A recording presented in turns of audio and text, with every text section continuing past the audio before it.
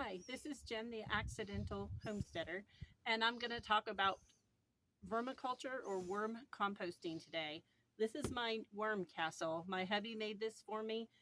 He looked at a friend's and then he did some other things too. It has wood underneath, it's insulated to keep the temperature steady. You open it up.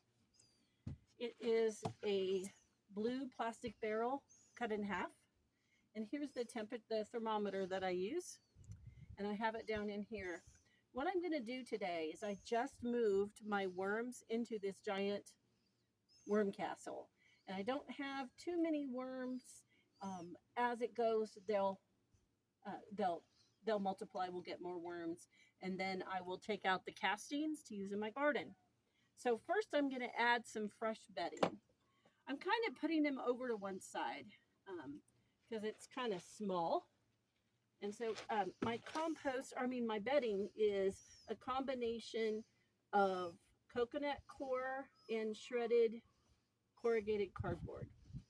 And the deal is you want it wet, but not sopping. So if you can wring it out, you want it to feel wet like a sponge. And that's what this does. This is kind of nice. And so I'm just going to put the fresh bedding over top of my worm piles. Just there we go. And then I want to feed them. I've been reading, and one thing I'm hearing is that it's easy to overfeed them, and the best way to do it is feed them every 2 to 3 days. And what I'm feeding them today is two different things. This is shredded, an old salad that I put through my food processor to shred it. And remember, when you are feeding your worms, to bury it. So I'm going to put this in here, and I'm totally okay with the moisture in that. Okay. Other thing I'm going to feed them is bunny poop. I am so excited.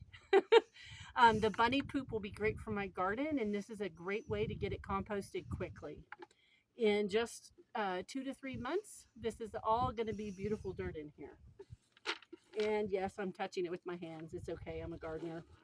I have quite a bit here.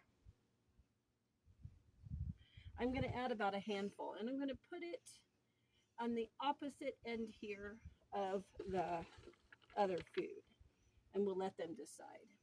And there are some shavings in here, but that's fine. They will compost those too. Okay, so the things I've gone over today are you need to watch your temperature, and that is why I have this insulated. It's insulated all underneath this wood to keep it cool in the summer and warmer in the winter. The best temperature you want is between 54 and 80 degrees. 84 degrees is too hot. And I will leave the thermometer in the dirt so we get a pretty good reading. Feed your worms every 2 to 3 days.